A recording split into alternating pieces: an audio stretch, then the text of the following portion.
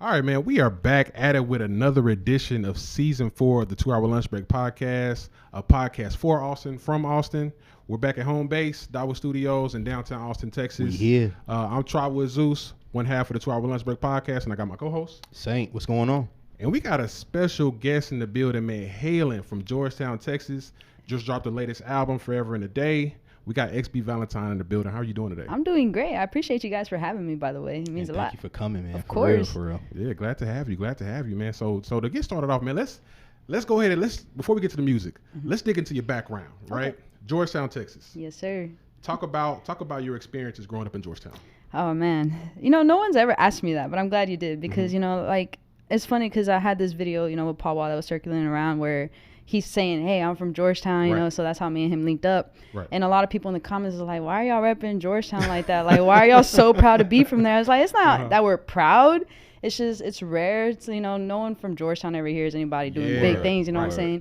So it was just cool. Like, oh, snap, like Paul Wall was born there. We were born in the same hospital. Mm-hmm. But, it's a very predominantly, more white people there, and there's, and the school system is great. The education system is great. But growing up there, I did learn the Latin people didn't have a voice there. There wasn't much diversity growing up there. So being a Latin kid, you felt kind of out of place. You look around and there's nothing but white kids around you. And there's a little group of, Hispanics, a little group of black kids. It wasn't much of it. You know what I'm saying? I went to school with maybe 2 black kids. And until high school, maybe there was maybe 10, 12. Yeah. And high school was the same thing. I mean, with the Hispanics, same thing. There was a little group of us. And I think that was growing up in that scene and just kind of seeing wow, we're not very favored here. Mm-hmm. So it kind of made me grow up thinking that it was like that everywhere. Mm-hmm. I never really experienced being outside of Georgetown until I started coming to Austin. Okay. And I'm like, man, everyone's so nice over here. There's more colored folks out here. I love it. There's more of my people, you know what I'm saying? Everyone was so welcoming. And it was just a different vibe. And that kind of made me realize, dang, I grew up in a place where, we're not appreciated. You know what I'm saying? And That's I think that, kind of made me feel I want to be someone from Georgetown that's, not a white kid. Yeah. I didn't grow up, having a family that or in, corporation businesses. We weren't wealthy. So I think just kind of growing up in a place like that made me grateful, for one, that I had, culture, I guess. Yeah. And I wanted to represent that culture because there's no one there that looks like me that's a voice for us. You know what I'm saying? There's a bunch of, for one, it's a place where people go and retire. There's a lot of senior citizens there, you know what I'm saying? So it was definitely a different vibe. But, I think as far as being proud, not necessarily, but I want to give people that are there now a reason to be proud. You know what I'm saying? So yeah, that's good old Georgetown for you. So with that, what kind of, just being from Georgetown, what inspired you to start music? Where'd you pull from? Where'd you draw from? What was your inspiration? I think it was just not being able to relate to anybody. I kind of grew up very keeping a lot of things to myself. I didn't know how to vent. I didn't know how to talk to people about the things I was feeling, and music became an outlet for me. It was having my own personal therapist. I put on a beat and I'm able to really talk about the things that I struggle with. And it started just kind of coming naturally to me. I ended up using that as an outlet, to talk about things I couldn't really figure out how to put into words or how to tell other people. So I think having that really gave me something to feel I had a purpose or something, you know what I'm saying? And it just came naturally to me. And no one in my family played instruments. No one in my family did anything with music. It just kind of fell on my lap one day, you know what I'm saying? So I did a lot of poetry in the beginning, and that was a way for me to figure out how to rhyme. And then one day I was just what if I put on my poem on a beat? And next thing you know, I'm rapping because, the rhyme scheme was very similar. And I was real into boom bap at the time. I listened to Big L and MF Doom a lot. Okay. So I was I was 14, 15 years old listening to this. So I was, I had a similar, the way they were rapping was cadence. Very easy. Yeah, the cadence. There you go. Mm-hmm. And I kind of adopted that at first. So it kind of taught me how to deliver on a beat. Just kind of studying what they were doing and such. So yeah, that's pretty much how it came about. No one really around me was doing music like that. So it was just my way of venting. That was my outlet. Word. So I'm really lucky I found that at a young age, though. Yeah. For sure. It's cheaper than therapy. Right. So I know we're talking about you coming from Georgetown. So I know you were saying that there's not really much of an outlet for brown and black kids. Yeah, facts. Right. So talk a little bit about you coming from Georgetown and coming to Austin, and coming into the Austin music scene, right? So how has the Austin music scene treated you since you started getting involved in it? I mean, honestly, I'm grateful that I kind of like started out here more so because like I think if it wasn't for the way people were receiving me, I wouldn't have kept going. And that was what like kind of gave me that confidence boost. Like, oh, like I'm actually pretty good at this. And I started doing open mics at Forte Hookah Lounge on Riverside. It's not there anymore, but I started going there when I was like 17. I wasn't even old enough to be in there, so the owner would be like, "You got to do your set and get out." And I remember it was on Thursday, so I was like still in school. And the very first time I ever performed, I had my parents with me, my godparents and my sister all went, and like 3 people from school went. And so I had maybe like 10 people there for me, And that was my first time ever performing. The stage was like this high off the ground, so it wasn't even like an actual stage. And everyone was just sitting down smoking their hookah, so it wasn't like people were crowded up in front of me. And I only got to perform 2 songs. And I just remember going on stage. I started shaking like crazy, yo. So I had to hold the mic with 2 hands. Oh, shit, my bad. I had to hold the mic with 2 hands like this. Because when I was holding it with 1 hand, I see it like this. So I was like, shit, I need to hold it with 2 hands. So I was up there like this. And I didn't know what to do with myself. I've never performed. And like I was just kind of like rocking back and forth. And then when I got off stage, my sister was like, "You were nervous." She's like, "You were just up there rocking back and forth." I was like, I didn't know what else to do. But despite like being so nervous, I had people coming up to me like, "Yo, like you're dope. Like who are you? Like what's your name?" That was my first time ever experiencing that, and I was like, man, like I want to keep doing this. So I started going every Thursday. Then I ended up meeting a homie of mine that goes by Jella Mari. She's also an artist out here in Austin. And when I met her, she kind of started introducing me to like other promoters and stuff, people who were throwing local shows. And eventually I ended up my way at Scratch House. So I was doing open mics at Scratch House. Bro, and there was like never a time where I like performed where I didn't feel like appreciated. And I think that was just something I was starting to get kind of like addicted to almost. I was like, man, like this feels good. Like people not knowing who I am and then like leaving like, hey, let me follow you. Like you were dope. So the more I started doing that, obviously the more I started like kind of meeting more people, started doing more shows. But Austin was like what gave birth to my performance, like you know what I'm saying? And the people here, I'm telling you, never had a negative experience. Even though I wasn't always like fully developed as an artist, I started to see early on like the potential I had because people were seeing it. They were showing me love at a young age. So really, like, I couldn't imagine a better experience anywhere else. I think the people here are just, like I said, very welcoming, and they just have a different appreciation for art, whether it's local or not. Like, people out here just love to support. And that was dope for me. Like if I would have been growing up in New York, everyone's trying to be a rapper in New York. So if I'm doing open mics, I'll be like, oh, there's another rapper. So growing up and doing it here, like I'm grateful for that experience. You know what I'm saying? So speaking of that, which leads me to one of my questions that I had personally. I know you opened up for Westside Boogie, I think last year in Houston, right? Yeah, well, I actually did the whole tour with him. Nice. Nice. So I guess my question is for you, just being an opening up during that session, and then now transitioning to your own personal album and kind of being on your own platform. Is it the grind and struggle where you had to perfect your craft as far as performing? Was that difficult for you? Or did you find your pocket? Like, talk to us a little bit more about that. Definitely. Like, I think performing was something that took me a while to get the hang of, because people don't realize performance is all about confidence. Like, you can be the dopest rapper alive, but if you're not confident when you're up on stage, it's like people can see that, they can tell that you're not confident within yourself. And I struggled with that for a long time. I've performed since I was 17. I'm currently 26 years old, so I've been performing for a minute. And I can honestly say I didn't finally get the hang of it until 2 years ago. So it was a long time performing, and it was trial and error, literally trial and error. Like every show I'm like, I can't do that again, or I should do this next time, or I shouldn't perform this song. So when I finally signed with my manager, like, he's literally like experienced in so many ways. He's in charge of he routes tours for national acts. That's what he does.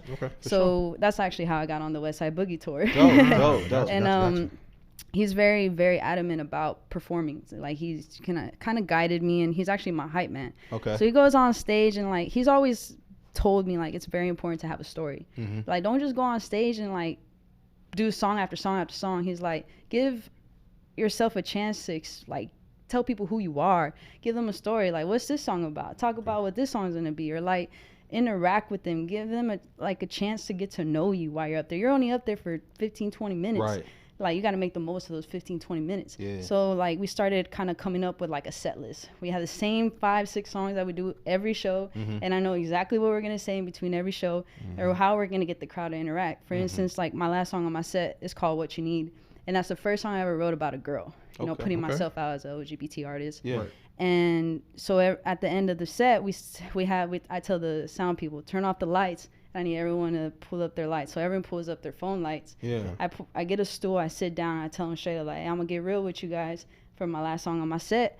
I'm going to kind of be vulnerable and tell you, like, this is like the first song I ever wrote. And usually it always kind of locks people in. Yeah. And then I got everyone with their lights up. Yeah. And they don't even know who I am.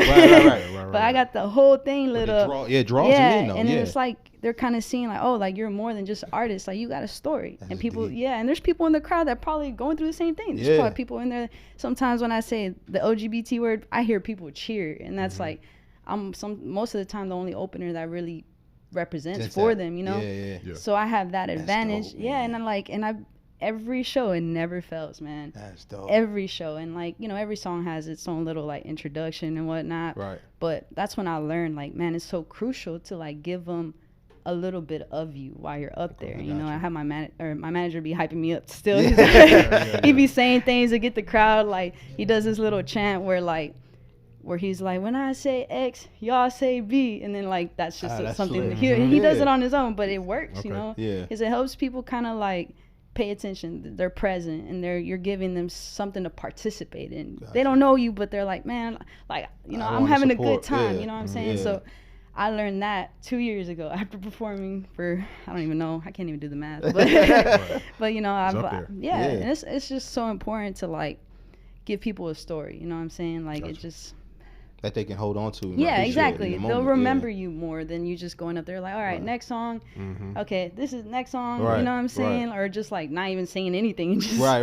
Like DJ, put the next song on. Like it's just like, all right. Which leads me to my next question about your previous song, Patience. And I know it was a short film, but I was really, really captivated by that short film because like at the beginning of the song, it's kind of about a group of friends of y'all just plotting, figuring out a way to get this cash and get up and you know move up. What inspired you to write that song in particular to draw someone into that story? Because it drew me in. I'm gonna be honest, like I was excited. Honestly, I never really get to talk about the song. You know, Patience was written when I was a waitress for 6 years before I finally it wasn't until like 2000.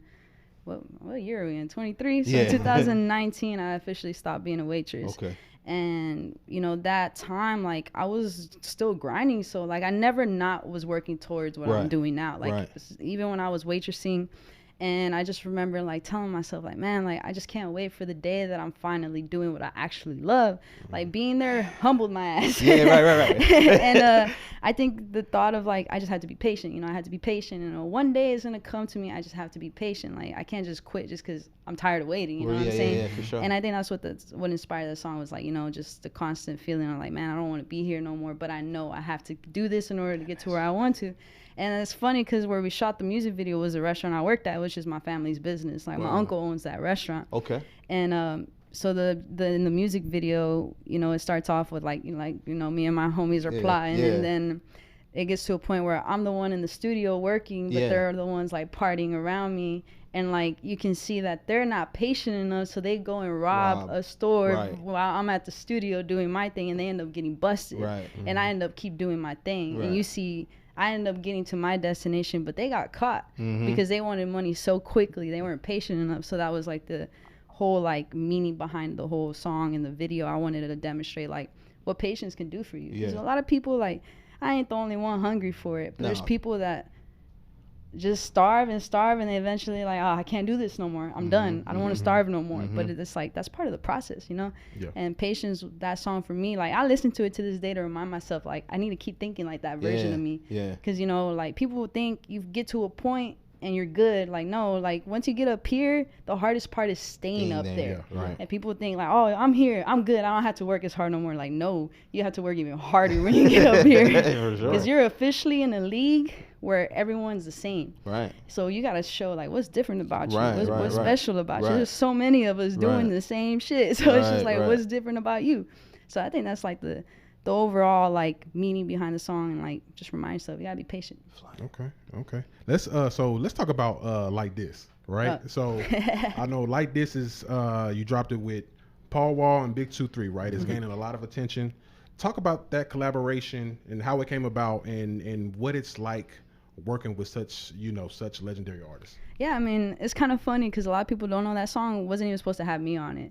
Okay. So, yeah, my manager actually A&R'd that song. He likes to say he A&R'd it.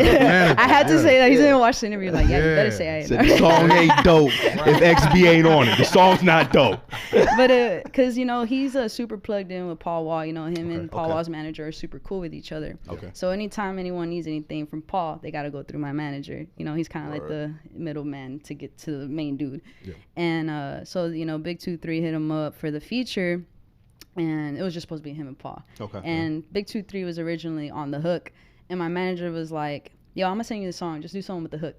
He's like, I don't know what's gonna happen with it. I was like, but Paul Wall wasn't on it at first, so it was just Big 2-3. Okay. And I was like, man, like I didn't know who Big 2-3 was at the time, but I just remember hearing, I was like, dude, who is this guy? Like he's dope. Like he killed the verse. So I was like blown. I was like, I'm down to do it. Like let's do it. Yeah. He's like, he's like, the song's called Like This. He's like, just feel free to do whatever you want with the hook. Just make sure you say like this in it. Okay. Well, all right. I literally remember just recording it. It took me maybe like 30 minutes. I sent it back to him. He's like, oh yeah, this is fire. And I don't hear back from him, like my manager, for like a week. So I don't really know what's going on with this song. I was like, he sends it to me with Paul Wall's verse. And I'm like, oh shit. Like, and then Paul Wall kills it. Yeah. I was just like blown away. I was like, damn, Paul Wall went in. And that was just like, I was like, I don't know what's gonna happen with this song, but I'm just glad to be a part of it. Yeah. And I didn't know this before the song released, but after the song, dropped and did its thing, my manager was like, yo, low-key, you weren't even supposed to be on that song. He was like, I had to convince him to let you be on it. He was like, that song had to grow on him. And I was like, I wasn't even mad at it. I was like, that's his song at the end of the day. Like, if I was on it regardless, like I would have supported regardless, you know what I'm saying?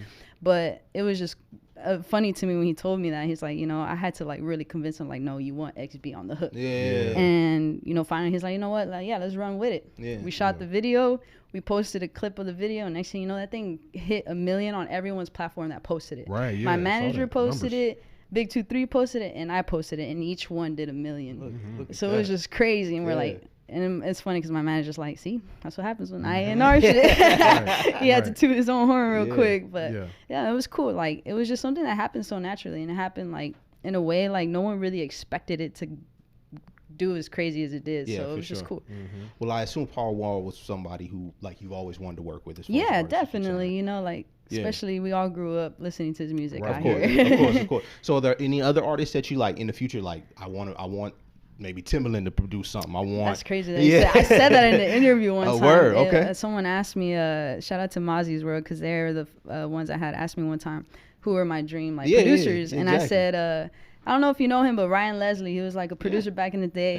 Him and Timbaland were some of the, just because like, I know people hear that and they're like, I don't know how that would sound with XB, but it's like more so the creativity process. You know what I'm saying? Like, I've seen videos of them on YouTube, like them in the studio, and I'm like, damn, you can tell they're super invested in what they're doing. And like, they get lost in the creative process. And I'm like, I'm one of those people, like, I create in my room by myself. I record, mix, master everything by myself. So when it's just me, that's it. So I be, I get the same way. I'm like in there, like dancing and shit. So it's cool to see someone else's creative process be like that. And they're just legends in my eyes. You know what I'm saying?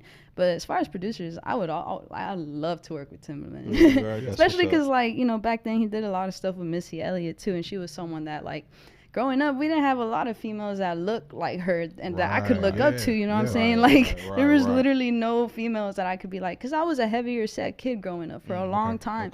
And I remember I was like, I used to hella look up to Raven Simone. Like, when That's So Raven came out, like, she was my favorite. Because I was like, man, like, she's a thick girl, but she's so beautiful. And, like, but she's so true to herself. And that was someone I looked up to for a long time, too.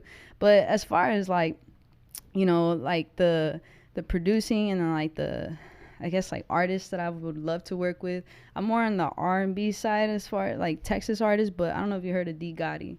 You ever heard of her? Man, she has a beautiful voice. But she's, I don't know where she's from, but obviously her. and Kalani. Yeah. Oh yeah, oh yeah. I get it. Good, yeah. I'd love to do something with her. That's what's up.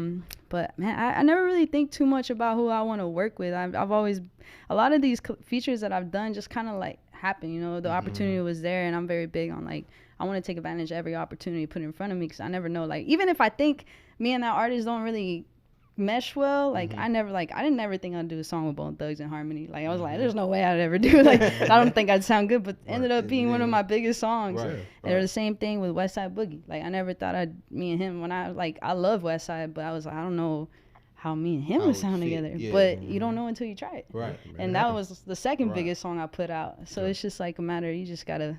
But I think that's to your point, isn't that the beautiful part of the creative process, right? You guys dive into something, not realizing what'll come out. Yes. And then rose comes from concrete, right? Yep. Like that's facts. That's a beautiful thing, man. That's a beautiful you can't be scared. You got to do the things that scare you. That's the only way you're going to see growth. There you go. There you go. I love it. Yeah. So let's talk about your latest album, right? Let's so do Forever and a Day just released, right? So talk a little bit about some of your inspirations for the album and what kind of themes and messages you wanted to convey through this album. So, I think my manager, he had like this idea. He wanted to do like a sequel album. Like, kind of how Lil Wayne did like the Carter 1, Carter 2, Carter 3. Yeah. We wanted to have like something we could follow up with. Like the title just keeps going. So we're like, Forever in a Day, we could use like Forever in a Week or Forever and I don't know, like something like that. So we wanted, and really the Forever in a Day title came, it was funny because me and my manager we went, I don't know where we're at. We were just leaving the airport. And I was just stressed. I think my luggage got lost, so I was just like super stressed. Yeah. And I remember telling him, man, like I feel like I've been doing this like forever and a day, like super pissed. And he just looks at me, he's like, that's your album title. I was like, all right, whatever. When it came down to it, he's like, I was being dead ass serious about the album title. And I was like, all right, like, well, you really think that's a good idea? He's like, let me explain to you. He's like, well, you said it feels like you've been doing this forever and a day. He's like, the album can be your story of what it felt like for you, like the process to get to where you're at now. So we're like, we want this to be a storytelling album. Yeah. Show people every side of you. Give them a little bit of who you are. Because he's like, who's XB? He's like, no one knows who you are. Right. He's like, the album has to be a representation of who you are as a person, as an artist. So, I kind of, when I started thinking about like, okay, how do I want to approach the project? As I really want people to get to know every side of me. So, and just the shit that I've been through too. I want people to know I'm also human. Like people look at artists and like, oh, they're this, they're that, but at the end of the day, we're still human. Right. We go through the same shit everybody else does. And so I have the first song on the album is called Darkest Days, where I'm like, I'm just rapping about a time when I was like younger, I got diagnosed with mental illnesses and what it was like for me to get through that. I was prescribed to like medications and whatnot. So, and I got through it. So I wanted to make a song about the fact that I went through a time where I didn't think I was going to make it out alive, to like now writing a song about how I got through it. So I want to start with that. And the second song is called Power, which is like a very empowering song. It was like a soundtrack song. And leading up to that was like kind of giving people a feel like it's the triumph song. It's like my, like I just won the championship song, you know what I'm saying? And it feels like that. You hear it and it feels like a lot of people tell me that's their favorite song to listen to at the gym. And that was exactly like what I intended for it. Like, so every song is a different emotion that I genuinely have felt. Like the first one is like sad, dark, whatever. Second is like, oh, like, I got through it. I can do anything. And then I don't remember the exact track list, but then there's like Humble Brag, which is like a song where I'm talking shit. A lot of people say I'm very like quiet. I'm never the loudest in the rooms, and people say I'm overly humble. Like I never like to like come off too confident. Yeah. So that was my song where I'm like, finally, I'm talking my shit. I'm letting people know that I've been the underdog for too long, and I'm gonna say everything people have said I should be saying. Right. So that was what that was about. So each song just keeps going. I have like love songs where I talk about like the trials I went through in my relationship. It's just like different parts of my life. And the last song is Smoky Mirrors, which is kind of saying like, although I finally got through everything, it's still like I still don't know exactly who I am, but I'm closer to like really understanding myself. So the song is just kind of ending on that note because it's gonna lead to the next project. And it's just like I'm still growing up, you know what I'm saying? Like I haven't figured myself out yet. So the album is just really like me letting people know like I'm being vulnerable, and I think that's the only way I really know how to be. I think that's important to do as artists is show vulnerability and just kind of being authentic with your story, because that's how it gives people like a chance to really like relate to you and connect with you better. So I know you were living in Dallas, and that's where you recorded the majority of the album. Is that correct? Yeah. So it was. I recorded the majority of it there, and then like the other half of the album, like at my crib now. In Georgetown. How did the cities influence the overall creative process for you? Because I know we talked about Dallas a few minutes ago, and then now Austin, of course, Georgetown is your hometown. How did that affect you overall? I think you can almost hear, like, you know, the songs aren't in order as far as like where I recorded them at, but I can hear the difference because a lot of songs that I recorded in Dallas are a little bit more emotional because it was a tough time for me. Like I was adjusting to a lot of things and it was just going through more things personally versus when I came back over here, it's almost like it sounded lighter. Like it felt more like there was this weight off my shoulders now. And this music was more like upbeat. It was less emotional. It was more like, I got through this, now I'm here, kind of. And I think that had a lot to do with my environment, you know, because like energy plays a huge role in where we live, you know what I'm saying? So if you're not good mentally or things just aren't 100%, like that energy just floats around in your household, you know what I'm saying? So there was a time where like things weren't necessarily very bright around me. And I think it really resonates into the music, like you know, it's translated over to the music, and just I can hear the difference. I'm like, man, like I could tell I was going through it for these songs. And like Luxury was recorded there, and that song, like upbeat as it sounds, like I'm talking about, like literally the song says 24 would have been the summary, but luckily I put my demons under me, saying like I went through a point at 24 where I really didn't want to be here no more. So like when I hear back to that song, I'm like, damn, that's crazy. Like knowing that you could be there mentally and then not even be anywhere close to thinking like that anymore. So it's and that's why it's like I named it Luxuries, because I lost sight of luxury, like the things that actually matter. And it's super easy to do that, you know, when you're going through a hard time, like nothing else in the world matters, and it's really easy to forget that when you're like only thinking about how you feel. Gotcha. Well, let's talk about Vibe With You, right? So I read that this was your first official song officially as an LGBT artist, right? Yeah. So talk to us a little bit about the significance of that song for you personally, and how it's been received by your fans and the music community. It's funny, man. That song was like, I didn't expect it to. So it's actually my first viral TikTok was with that song. The day before it was gonna release, I made a TikTok of me just like singing it over a mic, like, you know, just to promote it. And I posted it at midnight, right before, like right when it had dropped. I was like, all right, I'm gonna go to sleep, see what happens. Wake up the next morning and it took off. And I was just like, oh shit. And it was nothing but lesbians. I was just like, oh shit. Like, that's a demographic, you know what I'm saying? And I was just like, damn. And that was my first time seeing, like, really, I guess, catering to the LGBT. I had never had an, like, I didn't want to milk it, you know? So I was just like, I put like maybe 2 hashtags that said LGBT, and that alone is what helped bring that audience towards me. And I was just like tripping out. I was reading comments, and like, it was just my first time really receiving or getting that type of reaction. And I was just like, damn, like, this is crazy, because the song is legitimately like a true story. Like it's the song I wrote when I, like, this whole song is how I met my girl, who I'm currently with. You know, it was, you know, we both had the intention, this ain't gonna be serious, it is what it is. But it's like, I'm just trying to vibe with you, see how it goes. And like everything I say, down to like putting her saying that she hated the black card I had next to another girl's name, like all of it was true. But it was like, it was just crazy, because I mean, obviously I wrote the song maybe like a year after we had already been together. So it was just like bringing back old things.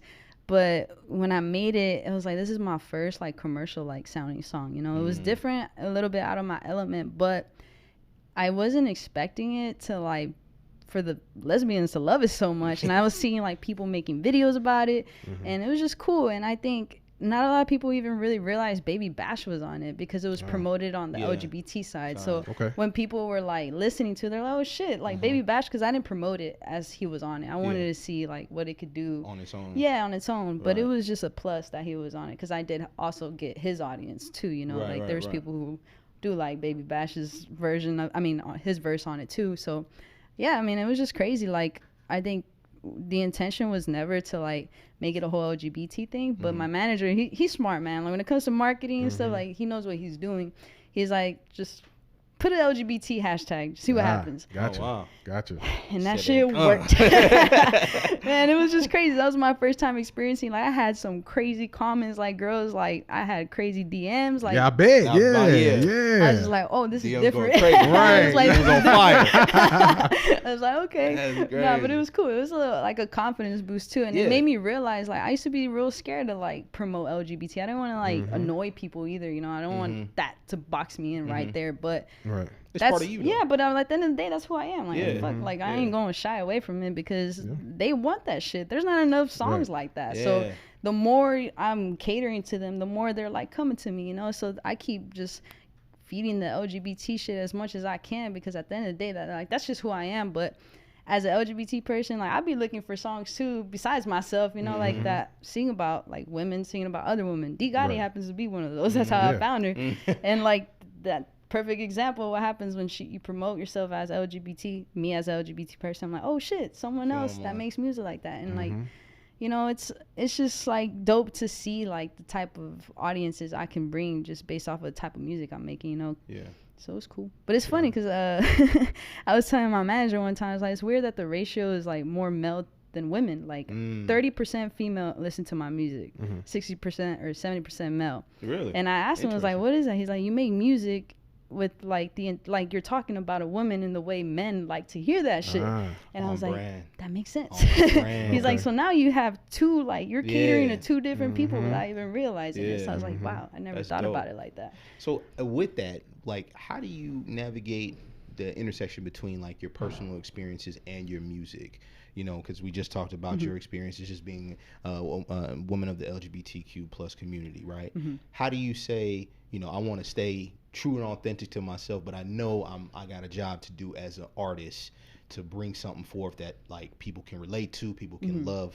What is your process when you go through that creativity? I mean, really, like, I don't think I ever have like this intention, like, I'm gonna sit down and like make music for this or like for that. I think everything is very true to who I am, and I think that's what makes it even better for me, because it's like I'm not having to like map it out or like have this crazy plan, sort of like it's all real life experiences. And I mean, I think, like, you know, my manager always calls me a triple minority. He's like, you're a woman, you're LGBT, and you're Hispanic. So he's like, those are three different things like that people can relate to. He's like, you have to find a way to cater to that, like, without being forceful, but still like being a representation in however you can. So, you know, I have moments where I'm like, like one time he was like, make a song about coming out. I was like, I'm not gonna do that. Wow, yeah. I'm like, I'm like, I don't know, like, I don't know if I can like just sit down and write about it. Let's not. You know, it's like I feel like I could, but I feel like I can't force myself to sit down and write about that. On your time. Yeah, I think like that's just always worked for me, where it just kind of comes to me, you know. And I'm like, I don't want to like have to force it, because people can hear when things are forced. That's very true. And it's like I'm giving people all this like raw stuff, and then you hit them with some like, oh, you know, I'm thinking like Macklemore, like, and I'm like, that's not me, but he has like this, you know, he's like, you can do it, but more in the Joyner Lucas storytelling type of way, you know, like, be real with it. And I think that's something I'm still trying to like eventually drift to. You know, I do want to give that to them, but I feel like there's a right time and place for it. And I think right now I'm still just trying to get people to know who I am. You know, I don't feel like I'm very known yet, where people are like, oh yeah, we already know like this and that about her, you know. So I try to just give a little bit of what I have to offer, little by little, and see just how, you know, a lot of time it's just a matter of like I said, trial and error. We keep putting stuff out, depending how they receive it. If not, that didn't work. All right, cool, I already tried it, now I know that don't work. Let me try something else. And that's all it is. And I think it's just important for me to just consistently try to give people who I really am. That's like the easiest way to do it. Just be true to what you're doing and how you're doing it, and like it's just gonna come effortlessly, everything else. Gotcha. I hope that answered your question. You're good. So I was gonna say, so in addition to being LGBT, and we actually talked about this off air, so you're the children of immigrants, right? Yes. So tell us a little bit about what that experience was, what that means to you, and what type of impact that it's had on your music. Because I know you just dropped this. I know you dropped a song that was in all Spanish. Yeah. So let's dig into that a little bit. Yeah, I mean, it's very important for me to, you know, represent more, like, because growing up in Georgetown, you know, like I was saying, you know, we don't have much of a Latin representation. And I remember, like, you know, there was talks with kids among me about like immigration and stuff. It was a very sensitive topic. But my thing was, I never understood how kids that weren't experienced it could have an opinion about it. You know, like I was like, you don't live in a household where immigration is an actual struggle, you know. And like I was fortunate enough, you know, my parents, you know, they came here at a young age. You know, my mom, I think she came over here when she was like 6 years old. My dad didn't come over here until he was 21. So my dad, he speaks English very little. So I talked to him mainly like, we kind of Spanglish. Like he speaks only Spanish to me, but I talk to him in English and Spanish. Yeah, it's kind of like funny how it is. But but my mom, you know, she grew up here. You know, she was here when she was like real young. But my mom actually didn't get like actual like her green card until I was 13 years old. Wow. Yeah, so she was here for a minute, you know, and with her process, it was a little easier. But when my dad, he didn't get his papers until maybe 2 years ago. So he hadn't seen his family in over 25 years. And I think, and he finally got to go. It was I didn't get to go with him, but my mom went, and I can only imagine how emotional that was. You know, like he hadn't seen his brothers in years, and unfortunately, like, you know, both of his parents passed away. So it was, you know, it's people don't realize how tough that shit is. And around the time that he was working to get his citizenship and stuff, you know, that's when Trump got in office, and it made things even more difficult. So people, like, obviously there's people all for it, but I was like, I'm having to deal with his the consequences of him being in the office. I was fearful of that because, you know, people don't understand the process of getting your green card. Like there's a possibility you can get deported in the process. So my dad was like the primary breadwinner, so it was pretty scary for my family. My little brother was just about to go to school. He goes to UT now. He's about to be a freshman in college. So the thought of like, dang, like my brother might not have my dad around and he's the youngest. So it was tough, you know, and it was scary for me because I didn't know what was gonna happen. So but that's things that people don't realize, like immigrant households are having to deal with. But you know, luckily, fortunately, like he's still here, you know, and now he's able to travel to Mexico whenever he wants. And I'm just so grateful for that, you know, because I know there's families out there that don't have that, you know, and like my heart breaks for them because I know like it costs money, you know, like you need good lawyers and, you know, and people don't realize too, like the kids, like financial situation matters a lot. Like you have to prove that as a child you can support them if they're not, you know, wealthy enough. Like it's just a lot of things that factor into it, and it's definitely not an easy process. But, you know, seeing them growing up and seeing them work so hard, like honestly, like my dad busted his ass Monday through Sunday. Like he had the afternoons off Thursdays and Sundays, so he worked every day, but he just had the afternoons off for 2 days. And not once did I ever hear him complain or say, oh, I'm tired. He would still take the time. Every Thursday we would go out to eat as a family. He's like, you know, at least I can give y'all a little bit of me. And, you know, he tried his absolute hardest to always give us what we needed.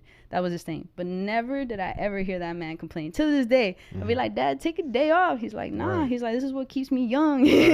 Like, that's just his mindset. Like, he loves to work. Like, that man, and like, you know, my dad, what he does for a living, he it's kind of funny saying this out loud, but he delivers tacos in a truck. He goes to construction sites and delivers to all the construction workers. He's been doing that since I was a kid, and that's just how he, like, and he loves it. He's out in the sun all damn day, like, and still, you know, what was crazy to me, he still comes home and he like does like shit around the house. Like our whole backyard is like nicely decorated. Like he plants, he put concrete. Like that man knows how to do everything.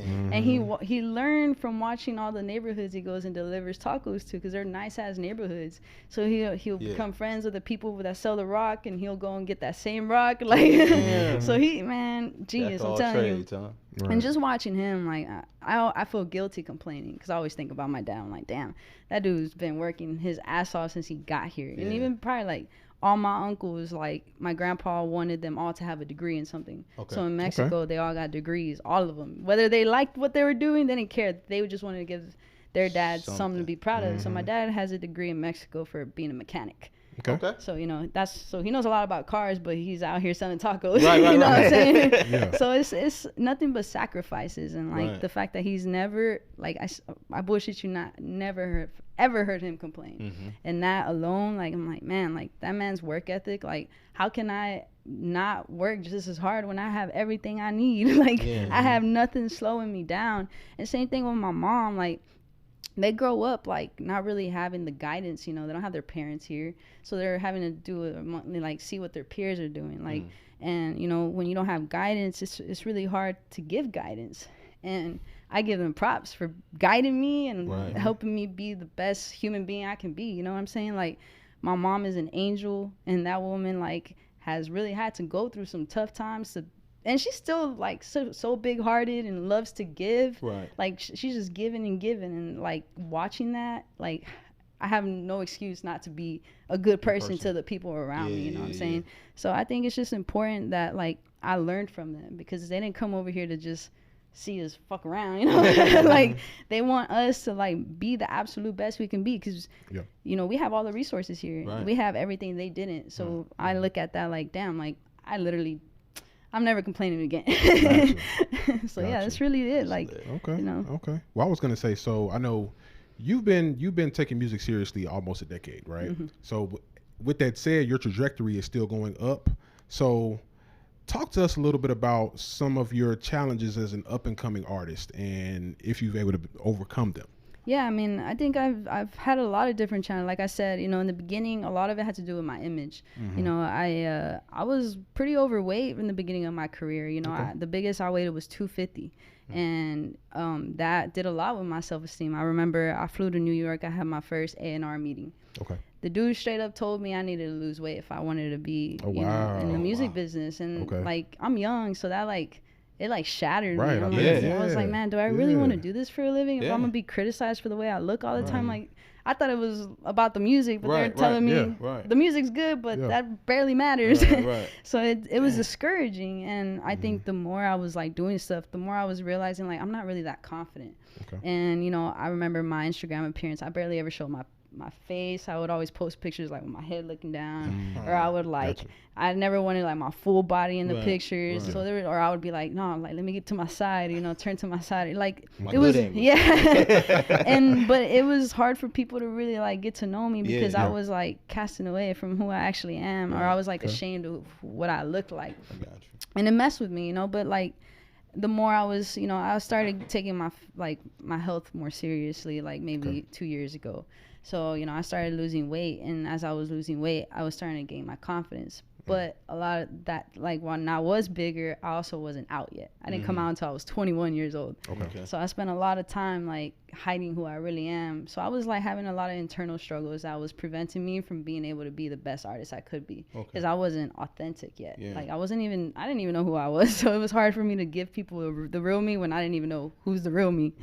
And I think that was the most challenging part, as far as, like, the artist part, because I did have people who, like, call me out for being big in subtle ways, and, like, people try not to be mean, but it's like, at the end of the day, like, dude, you're pointing out something I'm already insecure about, like, it's not gonna help. It's not gonna help me. And then I think now, as far as, like, what I have to deal with is, obviously, I'm a woman. I know I'm gonna have my moments where I'm like, I don't know if I like the way, like, body dysmorphia is a thing. I still look at myself sometimes, and I still see that bigger version of me, and that's hard, because I'm like, man, I'm working so hard. But I have to remind myself, I would look at pictures, I'm like, all right, like, that's not what I look like. But now, like, I think my biggest struggle is, like, I still feel sometimes like I'm not taken fully serious. And I don't know if that has to do with me being a female or, like, being LGBT, So I get overlooked a lot. And I think that's, like, the tough part. I always feel like I had to prove more. But that's something, like, I've learned from being a part of the business, is, like, no one cares about how you feel. You just gotta work harder. And that's all I've been telling myself is, like, there's no time to be emotional about shit, like, when it comes to the music industry, like, because there's people out there that are working when you're not working, it's just a matter of what you do with your time. And it's very important just to be consistent. And that's another thing too, like, consistency is very important, and as artists we struggle with that. It's hard to stay creative, like, you gotta, like, find time to really come up with ideas, and ebb and flows. But it's a never ending thing. Like, you're always gonna find something you want to fix. But it's just important to know, like, you're on your way. Yeah. And as long as you keep going, like eventually you're gonna get there. So with the people listening to your music, so your new album drops Forever and a Day. What do you want your consumers to pull from that? What do you want them to feel when they jam into your beats? I want them to feel like they can really get through anything. Really, I think I like to feel like I'm proof that, like, just because we got a dark cloud over our head doesn't mean it's always gonna stay there. Like, it's very important to know, like, everything we go through is growing pains. It's something you have to go through in order to become the person you need to be. And it's real easy to like kind of like marinate in the negatives that you're feeling, but I always like I've been in therapy since I was 16 years old. So shout out to my parents, because they did put me in therapy at a young age, so I learned a lot. Self-awareness is a very important thing. People underestimate how important it is to really be self-aware. But so I know when we first met, and I really started like looking into your background. So you got a really strong social media presence, right? So tell us a little bit about like how you use social media and like all the other online platforms that you have to, connect you with your fans and promote your music. Well, to be honest, like everything is pretty much calculated when it comes to social media. Like before I signed to my manager, like I was just winging it. I would just post whatever, felt right.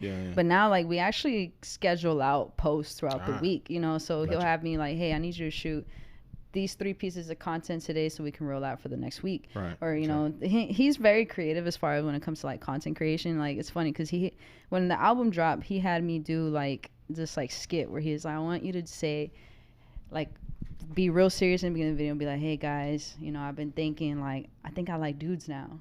And then be like, oh, now that I got your attention, I just dropped an album. He's like, I want you to do that. And I was like, I don't know if I want to do that. He's like, just trust me. And I posted and everyone was like, okay, that was good. Like, I was like, damn, like this dude's smart. But, that's kind of how it works. Like, especially a lot of artists don't realize how crucial it is to continue to promote a song that you drop or an album, whatever it might be. People put out a song and then like promote it for 2 days and that's it.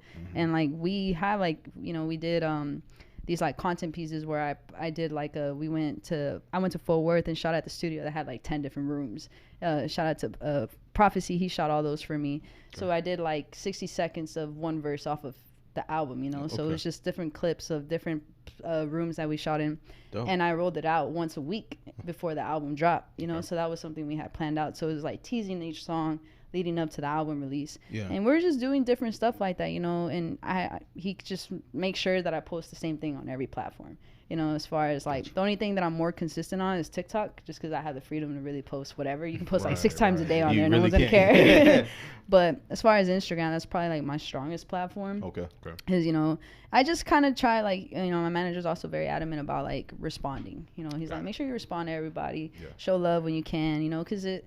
Like, I don't think I'm like, I don't get crazy amount of comments, but like TikTok is probably the most overwhelming, when the Paul Wall video released. I was like, there was like over like 2,000 comments. I was like, I don't know how I'm gonna get to all of these, but he's very like, he tells me, he's like, just go and comment. Thank you for the love. Follow me on Spotify.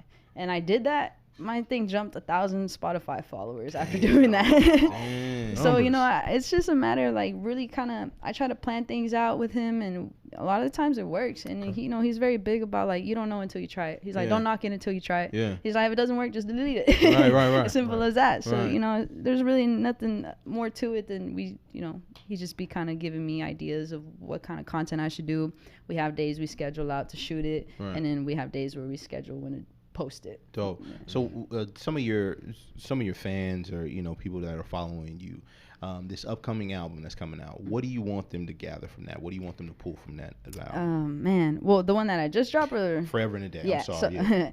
I mean, really, I want them to just like understand that anything is really possible, and it's like very important just to like be real with, for one, what you're feeling, process it and like understand that like what you're going through, you're not the only person going through it. A lot of us are going through the motions. Like we all got to go through different stuff in order to like really become stronger people. And the album, I wanted to show people like you could be the underdog and still come out on top. You can feel like shit but still get through it. You can be overlooked and now everyone fucks with you. Like it's just a matter of like you got to believe in yourself, but no one can ever believe more in you than you believe in you. It's important to like have that self-belief. Like you just gotta tell yourself like there ain't shit that you can't do as long as you tell yourself like you can, you know. And like the album is just meant to really like show people, you know, it's important to like give yourself self-love. You know, like there's songs on there that talk about that, and then there's songs like, for instance, Power. You know, it's like kind of talking about like you're in this really slump, like this big slump, and you didn't think you're gonna get out of it, and now you feel like you're up here. And that's just showing like what happens when you really just write it out and allow yourself to feel it, and eventually you're gonna get to where you need to be. So that's really it. Okay, so let's talk about work-life balance a little bit, right? So you're an artist, you just dropped an album, I know you got a strong social media presence. How do you balance everything between that, and I know you have family, I know you have relationships, like how do you maintain that balance, and how do you overcome like those challenges with doing that? Man, I think that's something I'm still trying to figure out. You know, I think it's a conversation me and my manager have a lot. You know, like he can tell whenever he's like, oh, you're kind of going off balance now. Like you're doing too much of this, and you're, you know, not paying attention to this. And I think that's like something, you know, I'm gonna get the hang of eventually, but especially because I'm very family oriented, you know, my family, you know, they're the type to like make you feel bad if you don't show up to something. So it's just like, man, they're finally starting to get the like, all right, like we get it, you're doing shit, like it's okay if you can't make it. But I have a very big immediate family, you know. There's so many of us, so like, you know, I have 2 sisters who have 3 kids each. And then I have a little brother, and then myself, and then my parents, and then my aunt, who's very close to us, who's practically like another mom to us. She's with us all the time. So, and all of us have birthdays like in each month. So it's like, so you the cool family member. You like, So, you know, and we're very close. Like, you know, we're the type to always have like barbecues on Sundays, you know. And my dad's very big about quality time, especially because, you know, he knows that he wasn't able to give it to us a lot in the beginning, you know, growing up. So now that he has a little bit more time to give us, he does try to, and it's tough because, you know, I'm also in a relationship, you know, and you also have to like give time to, you know, your spouse and like give them, you know, quality time. That's important. And then you're also still having to take care of your mental health and then take care of yourself and then still have a presence on social media and still be this artist that you're supposed to be. So it's like you're balancing so much, but it's just, I'm starting to kind of figure out like, okay, you know, my manager's like, well, today work on content. Now you're good for the rest of the week. You can focus on, you and your girl can go on a date tomorrow. And then you can hang out with your family on the weekend. But then there gets times, you know, like let's just say you burn yourself out for 1 week. Now you're like, I don't even want to be around nobody. I just want to sit in bed and not do shit.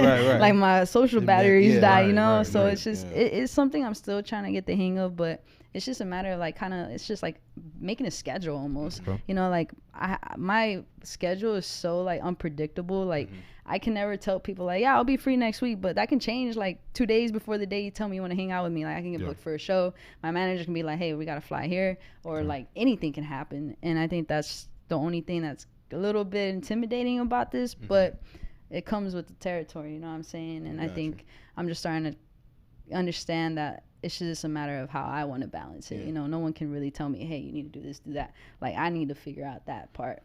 So, you know, I'm still trying to figure it out, but I've gotten better. So having your experience with your journey, right? What would you tell a brand new rapper or an up and coming rapper how to manage themselves within this music industry, within this environment? What would you?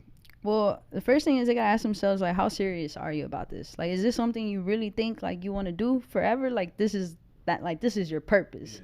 And when you can answer that, like, you got to understand that this is something you can't give 100%. You got to give 150%. Like, this is going to be like, it has to be your all. But most importantly, like, you cannot get impatient. Like, you cannot expect this to happen overnight. And everyone's come up is different. People got to stop comparing. People do this so much. And it's so easy to get discouraged and look at the next person like, man, why are they like moving faster? Or why are they getting the numbers? And like, they're like, I'm working harder, but it's not about that. Like, it's just not your time yet.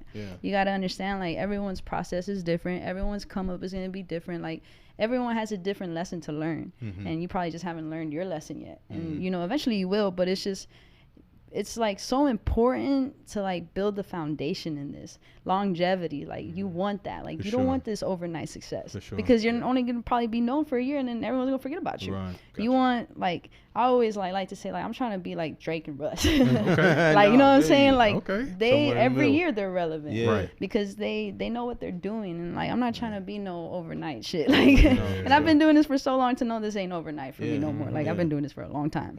And you know, it's important for artists. Like people are starting to look up these new artists that are coming out, how they're blowing up on TikTok, and they're like this big artist all of a sudden, but they don't have the experience. They don't have those, what do they call it? Like the humble beginnings, you know, like doing open mics, getting booed off stage, like different stuff like that. You know what I'm saying? Like that's why, like I think someone used Ice Spice as an example. Like her first performances were so bad because she was so nervous and she had never performed before. So think about that. She had this like crazy like success overnight, and the girls never performed. So think about that. Like it's scary for them. Be scary, because they're getting put in front of thousands of people and they've never even been on a stage with 20 people. And like that, I think that's something like we all need because it teaches you and it really makes you appreciate it more. You know, because you're like, oh, I remember the days I was performing in front of 20 people versus like, well, I never did that. Like I feel good telling people, oh yeah, I used to do open mics and now I'm doing like, you know, bigger shows at the hookah spot. Like bro, facts. Everyone was just sitting down smoking their hookah while I was on stage. Like, you know, I think we all need that, and I think it's important for artists like coming up, like, stop comparing because you know your journey is not gonna be like everyone else's. Like, you gotta focus on yours and understand like the only way you're not gonna get there is if you quit. Like, it's the only way you're not gonna get there. Like, it doesn't matter how long it's gonna take, but understand that you're gonna get there as long as you don't quit. If you quit, well, that's on you. You ain't gonna get there, obviously. But that's literally, I tell that to everybody. Keep going, because that's the only way you're gonna get there. Gotcha. So let's talk about plans for the future, right? So I know it's still a little early, since you just dropped Forever in a Day, right? But are there like any upcoming plans or any upcoming projects or, you know, collaborations that may be coming up? I know you and your manager are pretty in sync about, you know, how y'all do things. Is there anything coming down the pipeline that you can tell us about? Well, actually, I haven't said this in exclusive.